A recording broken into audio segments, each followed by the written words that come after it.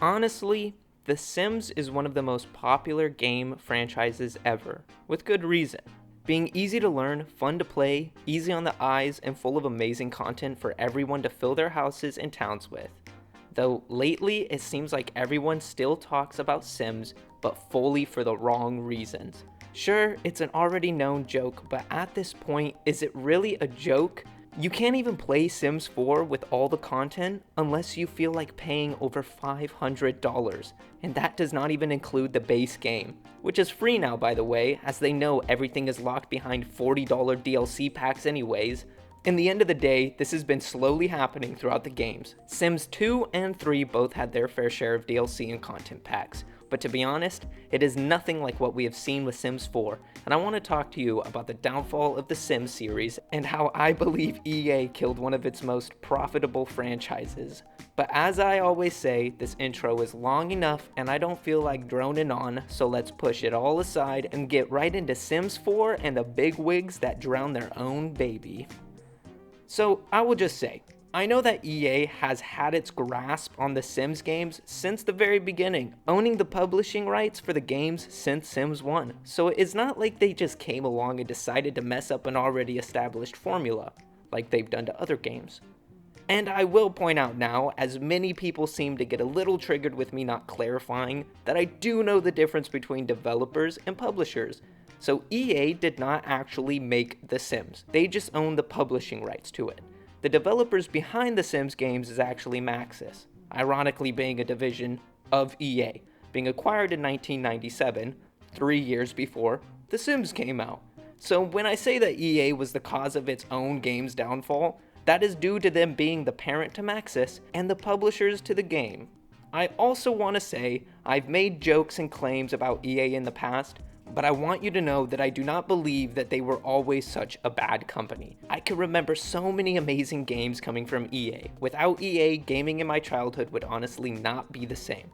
Though, throughout the years, the company was bound to go through changes, be it new CEOs, new employees, new partnerships, etc. So I think many of you will agree with me in saying that the downfall of EA started in 2013 when the current CEO stepped down and Andrew Wilson was hired as the new CEO. Now I will also say, I have no clue who this person is, and I know nothing about him, and I'm not trying to say anything about his person or how he ran the company. It is just known that when he was hired as CEO was when the company started its descent, let's call it. This is when the company began its intense monetization tactics, along with partnering with Disney and getting an exclusive hold on the Star Wars game publishing rights. Over the years, they've shut down multiple free-to-play games, along with making microtransactions a lot more prevalent in their current games. Now, as I said, that The Sims 4 felt like the game that was the major downfall for the series. It was released back in September of 2014, almost exactly 1 year later. But when Sims 4 released, it wasn't so terrible, you may say.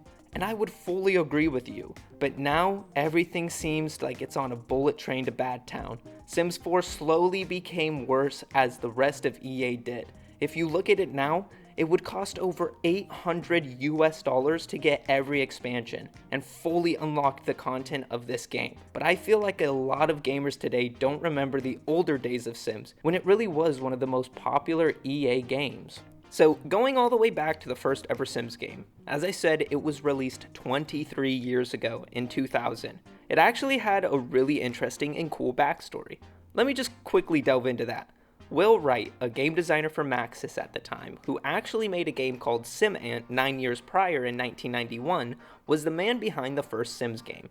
After releasing SimAnt, Wright started working on The Sims, actually inspired by an urban architecture design book, which honestly is pretty interesting. But shortly after releasing SimAnt, Wright's house was actually taken in the Oakland firestorm of 1991, and the rebuilding of his own life was another huge inspiration into the design of The Sims.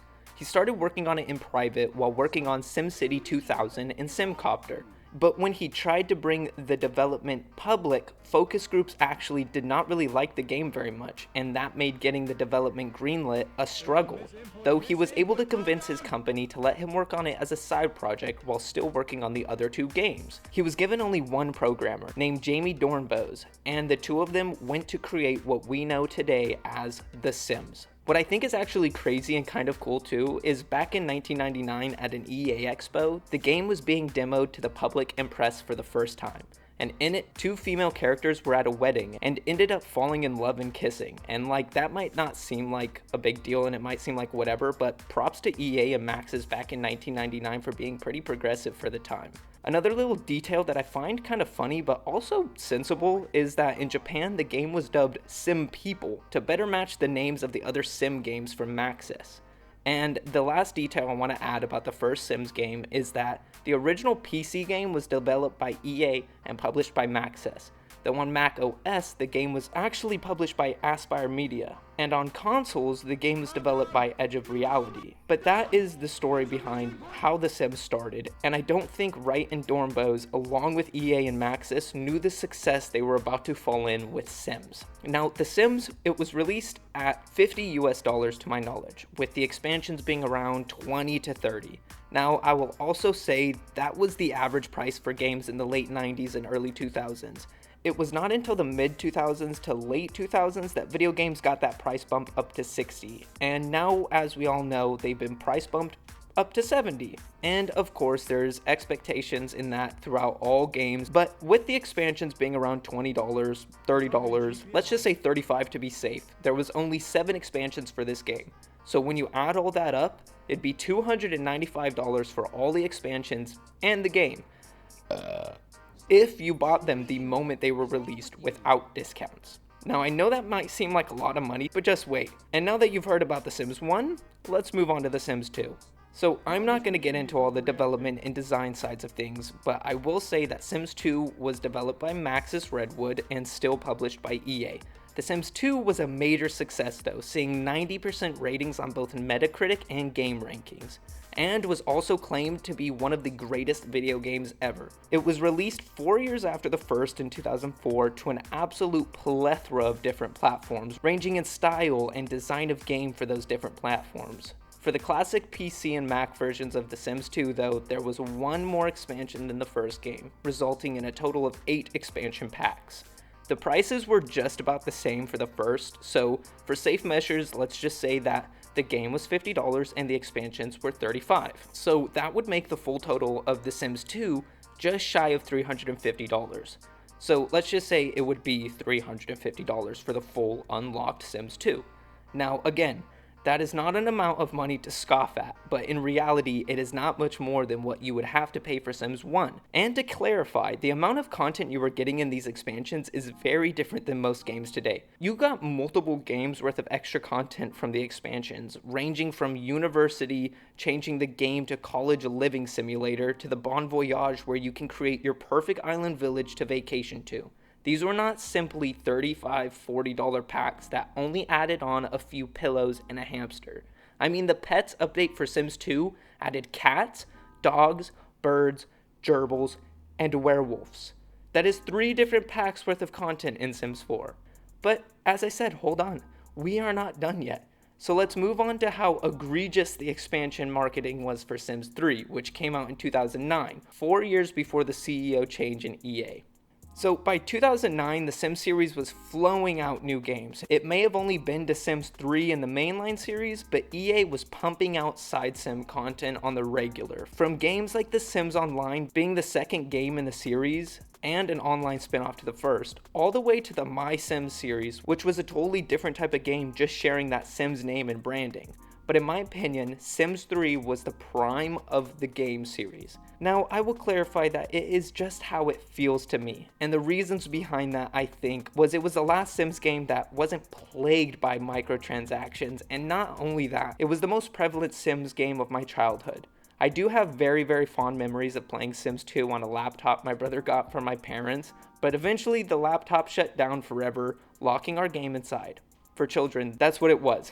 There was no getting that disc out. But after a while, I convinced my mom to let me get The Sims 3, and I fell in love with it as a kid. Being able to build houses, families, careers, as a child who was just fascinated by the real world, this game was like playing House but on a whole nother level. And it was the first game that I was able to really sink a chunk of my life into. I believe that that is why it feels like the best to me, though it is not as debatable when I say that this was the last great Sims game, because I think a lot more people would agree with me on that. Now, with the release of Sims 3, the expansions soon followed as usual, and EA and Maxis actually ended up releasing a good amount more for The Sims 3 than the other games. The third installment ended up getting 11 expansion packs, which is 5 more than the original game's amount. With The Sims 3 coming out more recently as well, I am more able to put an exact price on everything. The game was released for $60, and the expansions were released for $40. So when released, that would bring everything of The Sims 3 to a much higher price of about $600. Now that is already nuts, almost $1,000 and almost double what it cost to get all the content for the previous entry. The price for everything in this game is enough to buy a crappy car. It is enough to pay for a small apartment's rent for a month in some cities. Sadly not mine though. But even for what the US dollar was worth at the time of the older games getting released, the price for all of the content in Sims 3 was honestly sickening to see, but it was nothing like what we would see in the next installment. So all great things have to come to an end, right? And for EA, it seems like The Sims 4 was the final nail in the coffin. For some context behind a few things I have said in this video, let me explain. I know that there was still quite a bit of expansions for every other Sims games, and the amount of those expansions would raise more and more as the games came out, but there was a big difference in these expansions than what we're getting today. First off, there was so much more base game content in the original Sims games, even Sims 2 compared to 3. It seems like EA and Maxis realized they can continue to push more and more out of the game, releasing it for more money as expansions. But those expansions even added in so much more than the expansions we see today. They brought almost whole new games worth of content. With the expansions we get today with Sims 4, there's maybe a few pieces of furniture and a change to the emotion system, which is nothing when you think about how much you're paying for it. I digress though. Let's talk about the marketing horror that is Sims 4. So as a lot of you may know, there is quite a lot of Sims 4 DLC and expansions, and that they are quite expensive. But I don't think that the majority know just how bad it is. Let me reiterate. The Sims 1 had 7 expansions, The Sims 2 had 8 expansions, and The Sims 3 had 11 expansions. Remember those numbers. Now, The Sims 4 did things a little bit different. They had expansions, which were mostly similar to the other game's DLCs, but they also had smaller things like game packs, stuff packs, and kits. These all ranged in amount of content and price. But as of now, I might miss some, but there are 14 expansion packs, 12 game packs, 18 stuff packs, and 21 kit packs, totaling a hefty 65 DLCs that you can buy to add content to the game, totaling over $800 worth of content. So as you can tell, over the years, the Sims games have definitely gotten expensive, but to jump from 11 DLCs to 65 different packs and content DLCs, it's pretty reasonable to see why the game went free to play. Not only that, the game had a massive decrease in players since the expansion push really started. Many of you might remember when The Sims 4 actually released, there was not that many expansions. Then in 2017, it feels like, when the game got its console release, that's when a new $40 expansion was getting released every other month.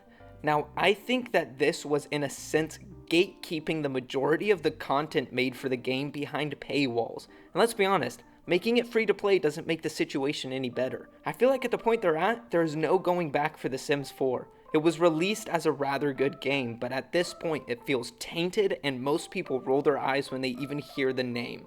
The only way to dig themselves out of the hole of coins that they buried themselves in is to release Sims 5 with a good amount of content, a fair amount of expansions, because I would say that what Maxis and EA have done to the Sims series is all in all unfair to fans, even though it was their baby to begin with. So in the end of the day, The Sims is not the only series to suffer from the absolute greed that EA runs their games down with. As I said before, I don't think that EA was always bad. I have a ton of fond memories with their games, but at this point, I think everyone will agree with me in saying that EA is on its last legs, and it will probably end up going under if they don't change something soon.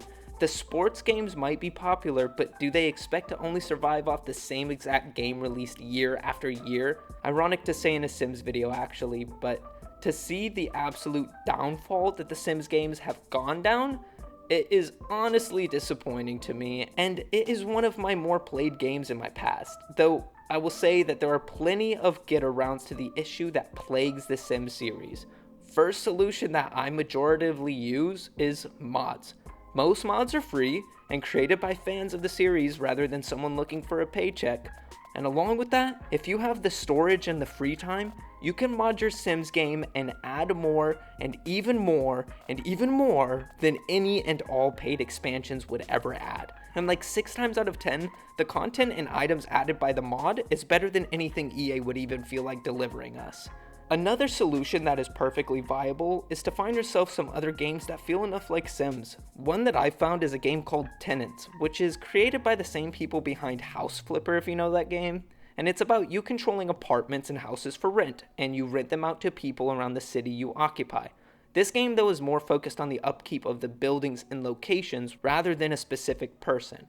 Another game to look out for is a game called Life by You, and it's coming out soon, but it's made by Paradox Games, which, if you know Paradox Games, they're the ones who made Cities Skylines, and this game is like, it looks like it might be the unofficial Sims 5. But honestly, I think that is all for this video. I really think I touched down in showing you just how insane the amount of DLC and the price of that DLC for Sims has gotten over the years, along with how EA, a greedy company, pushed their own baby further and further into the ground, not realizing that they had already pretty much killed it. So if you heard anything that you didn't already know, or just enjoyed hearing about one of my favorite game series that is not one of my favorite game series anymore, let me know your thoughts in the comments now. And if you have any other game suggestions, don't forget to throw that in there as well. And really quick, I just want to tell you all about a new thing I'm doing with the channel. I've started a Patreon. You can find the link on the screen, in the description, and in my channel links. But I started it to open up a little more to the community while also letting an option for those who want to support the channel a little bit more do so. Now I want to say that the views and comments that I get on my videos is plenty, but to those who want a little more behind the scenes, a weekly schedule for all the new videos, music up to a month before it's released, and your name at the end of every video, then go check that out now. But as I said, totally don't feel pressured at all, because if you're here, then that's already enough. And as always, if you want to show your support to the channel in any other way, definitely go to my channel and check out the rest of my videos now, and don't forget to like and subscribe to stay up to date on all of the new videos coming out. And on the topic of music, if you heard any music that you liked in this video, or even what might play in the next 15 seconds, go check out BillyTheWhip.com or just Billy the Whip on any music platform now. And as always, if you're still here, thank you so much for sticking around, and I hope all of you have an absolutely great day. God, this community is overreacting.